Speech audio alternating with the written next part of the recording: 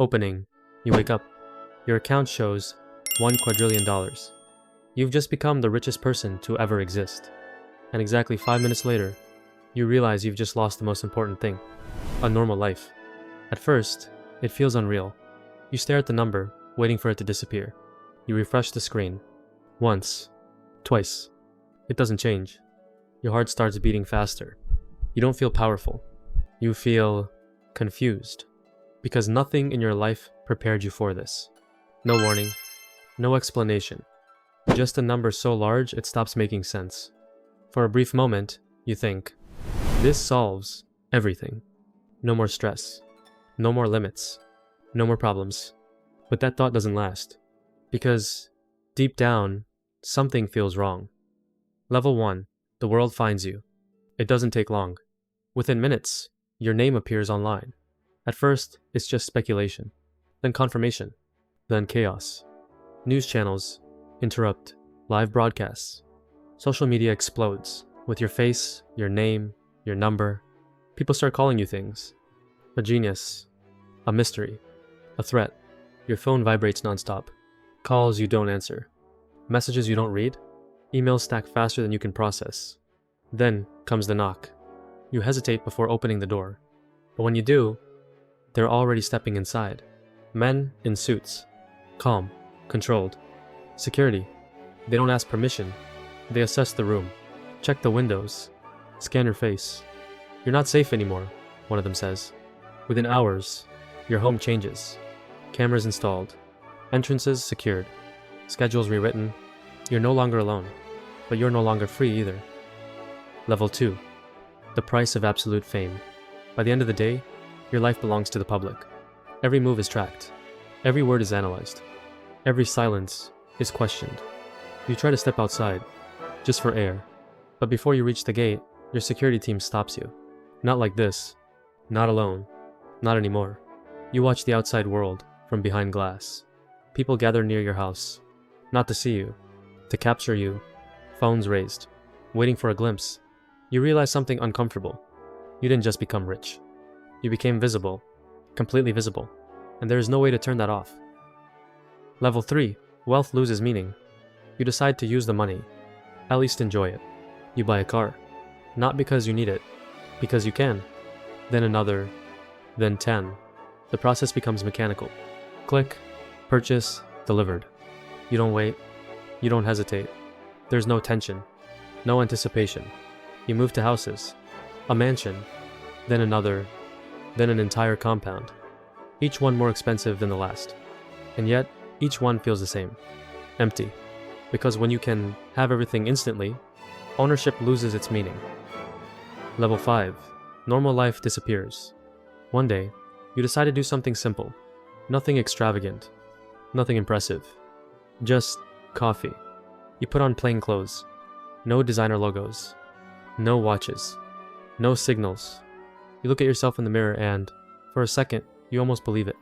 That you can still be normal. You step outside. The air feels different. Real. Unfiltered. No meetings, no decisions, no pressure. Just walking. You choose a small cafe, the kind you used to like. You open the door. A soft bell rings.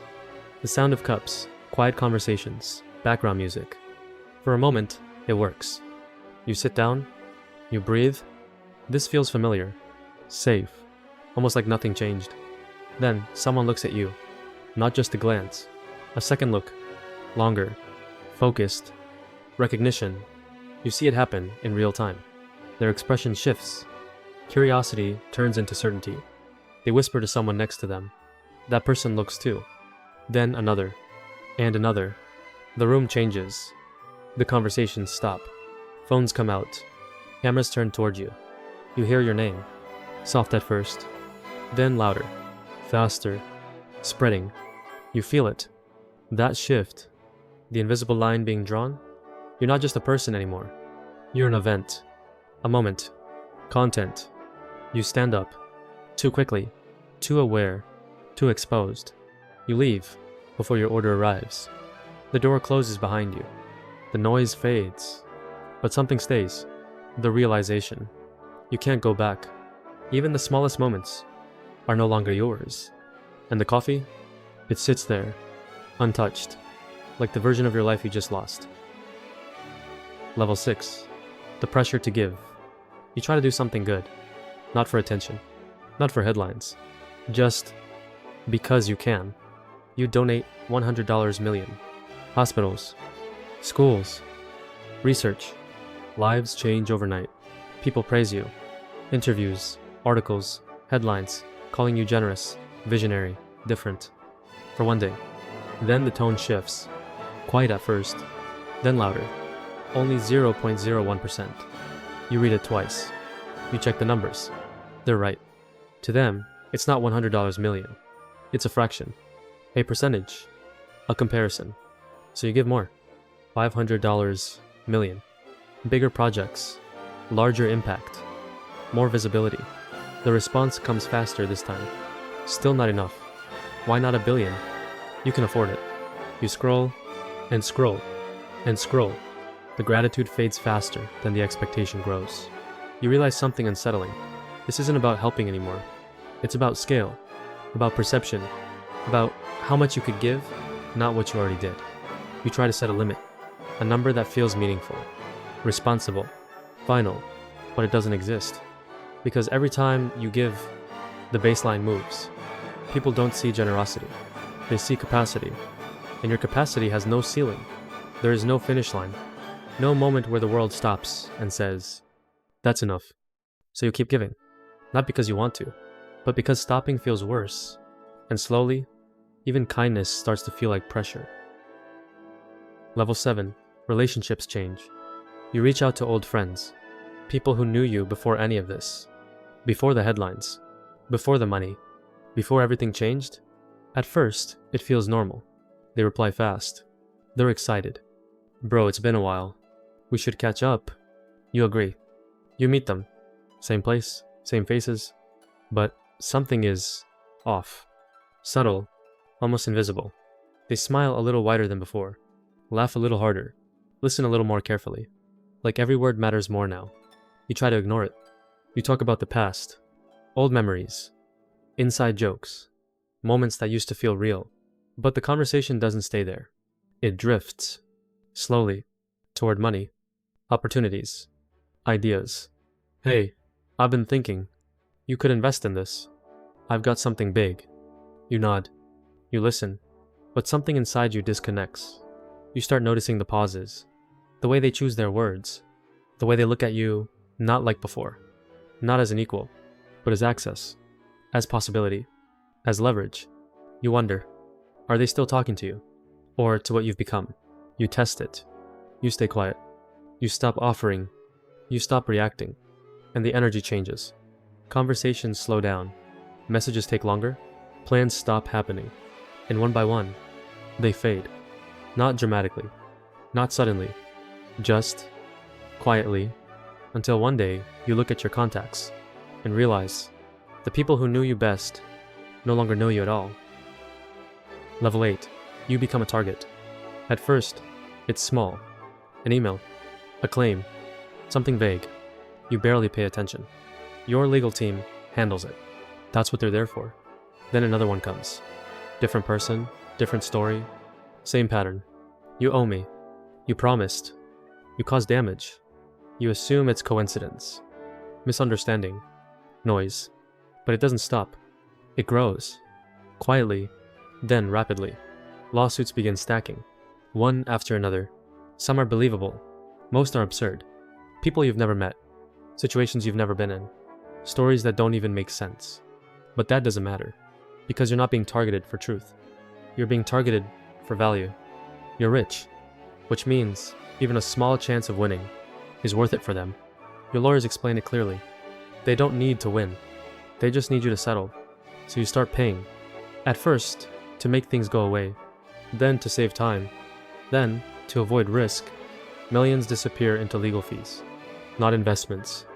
Not experiences. Just protection. Your schedule changes. Conversations become meetings. Meetings become strategies. Every decision passes through legal filters. Every action is calculated. Not for success, but for defense. You begin to hesitate. To second guess. To limit yourself. Not because you can't do something, but because someone might come after you if you do, and that's when it becomes clear. You're not just living your life anymore, you're protecting it from people you've never seen, never met, and never will, but they know exactly who you are. Level 9. Love becomes uncertain. You meet someone, not at an event, not through connections, just naturally. They're easy to talk to, no pressure, no expectations. For the first time in a long time, you feel something different. Not control, not obligation, just connection. You start spending time together. Simple things, conversations that don't revolve around money, moments that feel normal. You want to believe it's real. You need it to be real. And for a while, it feels like it is. But then the thought appears. Quiet, small, almost harmless. If I had nothing, would they still be here? You don't say it out loud. You don't even acknowledge it at first. But it stays. In the background, watching every moment, every smile, every word. You start noticing things. The way they react to your lifestyle. The comfort, the ease, the access. You wonder, is it you or the world around you? You test it, subtly. You pull back. You simplify things. Less luxury, less access. And you watch, not what they say, but how they respond. And even if nothing changes, the doubt is already there. Growing, expanding, turning every genuine moment into a question. Every laugh into uncertainty. Every silence into suspicion. You want to trust, but trust requires certainty. And certainty is something you no longer have.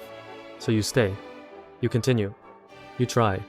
But deep down, you know, even love is no longer simple. Because for the first time, you're not afraid of being alone. You're afraid of never knowing if someone truly chose you, or just your life. Level 10. Family changes. You help your family. New homes. New lives. You solve every problem they ever had. But something shifts. Expectations grow. Small tensions appear. Then bigger ones. You realize money can change circumstances, but it can't protect relationships. Level 11. Isolation. Your life becomes structured. Assistants manage your time. Security controls your movement. Everything is efficient. Perfect. But empty. You are surrounded by people, but none of them are truly with you. Trust fades. Slowly, then completely. Level 12. The final truth. One night, you stand alone. In a house so large it echoes. Everything you see belongs to you. Every object, every space. Perfect and silent. No voices. No laughter. Just stillness. You have everything. More than anyone ever has. And yet, there's no one left to share it with. No one who sees you without seeing your wealth first. And finally, you understand. Wealth was never the goal. It was the trade. And you've already paid the price.